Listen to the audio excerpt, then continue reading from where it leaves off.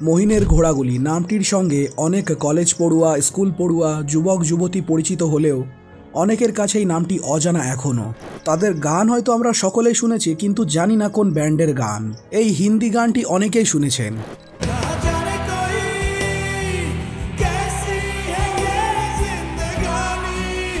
যেটার সুর নেওয়া হয়েছে এই বিখ্যাত বাংলা গান থেকে।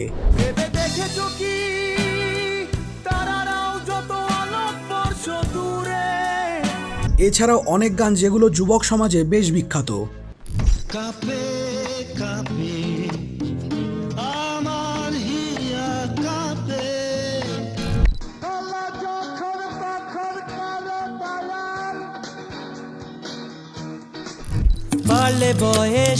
সবাই মানুষ হয় কি। তবে গানগুলো শুনে থাকলেও অনেকেই হয়তো জানি না এই ব্যান্ডের ইতিহাস কি, কিভাবে সে সময় আত্মপ্রকাশ করেছিল মহিনের ঘোড়াগুলি। তবে চলুন দেখে নেওয়া যাক মহিনের ঘোড়াগুলির ইতিহাস কি। মহিনের ঘোড়াগুলি নামটা শুনলেই মনে পড়ে পৃথিবীটা নাকি ছোট হতে হতে, ক্যাফে ক্যাফে, কখন তোমার আসবে টেলিফোন, এই সমস্ত গান।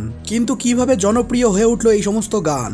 এটা কেবল একটা ব্যান্ডের গল্প নয়, এটা একদল স্বপ্ন দেখা মানুষের গল্প, যারা সাহস করে সময়কে পেছনে ফেলে এগিয়ে গিয়েছিল এবং সৃষ্টি করেছিল ইতিহাসে প্রথম বাংলা ব্যান্ড মহিনের ঘোড়াগুলি। তাদের গান শুধু গান ছিল না, ছিল গল্প, প্রতিবাদের গল্প, প্রেমের গল্প, শহরের গল্প, গ্রাম বাংলার গল্প আর সাধারণ মানুষের গল্প। এক কথায় বলা চলে জীবনের গল্প। কিন্তু কাজটা মোটেও সহজ ছিল না। সালটা ছিল 1975। তখন ভারতে চরম রাজনৈতিক টালমাটাল সময়। ঠিক তখন আমাদের তিলোত্তমা প্রাণের শহর কলকাতা ছিল উত্তাল। আন্দোলন, লাল দেওয়াল, প্রতিবাদ এবং প্রতিবাদের মিছিল। ঠিক সেই সময় একদল তরুণ কলাকুশলী তৈরি করলো একটি ব্যান্ড, যার নাম দিল মহিনের ঘোড়াগুলি। এবং এই ব্যান্ডের মূল উদ্যোক্তা ছিলেন গৌতম চট্টোপাধ্যায় ওরফে গৌতম দা। এই কিংবদন্তি মানুষটিকে নিয়ে আরেকটি ভিডিওতে সম্পূর্ণরূপে বলবো। এবং একদমই না বললে যা নয়, গৌতম দা সেই সময় ছিল রাজনৈতিক কার্যকলাপের সঙ্গে যুক্ত এবং তিনি ছিলেন একজন নকশালবাদী, যার ফলস্বরূপ পুলিশ তাকে খুঁজে বেড়াতো এবং তিনি একবার পুলিশের হেফাজতেও গিয়েছিলেন। আর ছোটবেলা থেকেই তার সঙ্গীতের প্রতি ছিল অগাধ ভালোবাসা এবং তিনি খুব ভালো তবলাবাদকও ছিলেন। এবং তাছাড়াও বিভিন্ন বাদ্যযন্ত্র যেমন গিটার এবং আরও অন্যান্য বাদ্যযন্ত্র নিজের মতো করে শিখতেন। চলে আসা যাক এবার মূল গল্পে। তো তিনি যখন জেলের ভেতরে ছিলেন, তখন তিনি জেলের ভেতরে থাকাকালীন অনেকগুলি গান রচনা করেছিলেন। আর জেল থেকে বাইরে আসার পরই শুরু হয় আসল ঘটনা। তিনি সমসাময়িক আরও কিছু কলাকুশলীদের নিয়ে তৈরি করে একটি ব্যান্ড, যেই ব্যান্ডটির পরবর্তীকালে নাম হয় মহিনের ঘোড়াগুলি। আর গৌতম চট্টোপাধ্যায়ের সাথে যারা ছিলেন তারা হলেন আব্রাহাম মজুমদার, প্রদীপ চট্টোপাধ্যায়, তাপস দাস, সুকান্ত গঙ্গোপাধ্যায়, রঞ্জন ঘোষাল।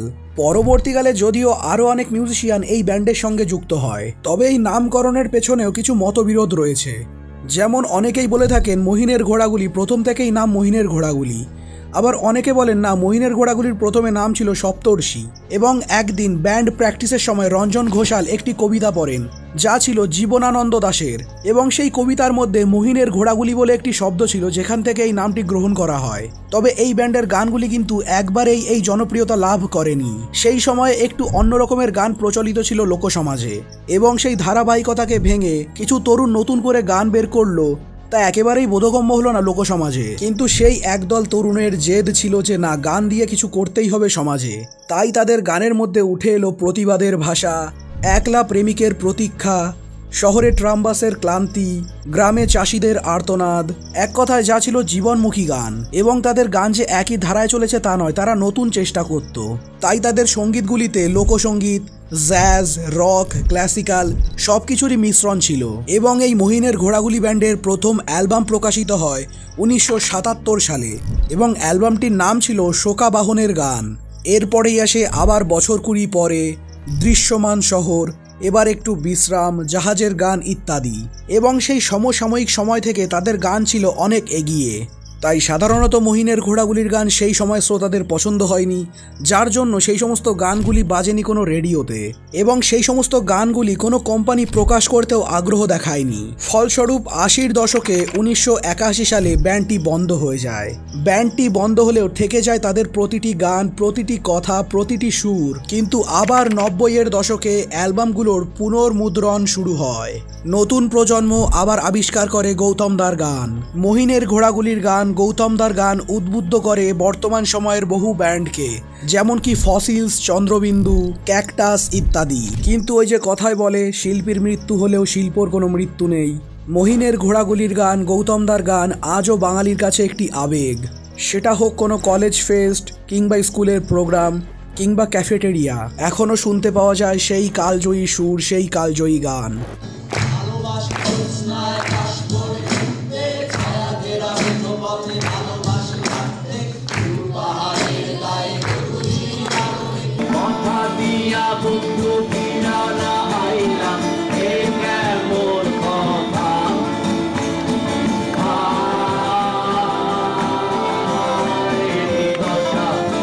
বাংলা গান যতদিন থাকবে, বাংলা কবিতা যতদিন থাকবে, এই পশ্চিম বাংলা যতদিন থাকবে, বাঙালি জাতি যতদিন থাকবে, প্রত্যেকটা বাঙালির মধ্যে বেঁচে থাকবে গৌতমদা ও মহিনের ঘোড়াগুলি। সমসাময়িক প্রজন্ম হয়তো মূল্য দেয়নি তাদের গানের, কিন্তু বর্তমান প্রজন্ম এবং আগামী প্রজন্ম শুনবে মহিনের ঘোড়াগুলির গান, গৌতমদার গান, গৌতমদার সুর, গৌতমদার কথা। তো তোমরা কমেন্ট করে বলো তোমাদের কোন গানটি সবথেকে প্রিয় মহিনের ঘোড়াগুলি থেকে।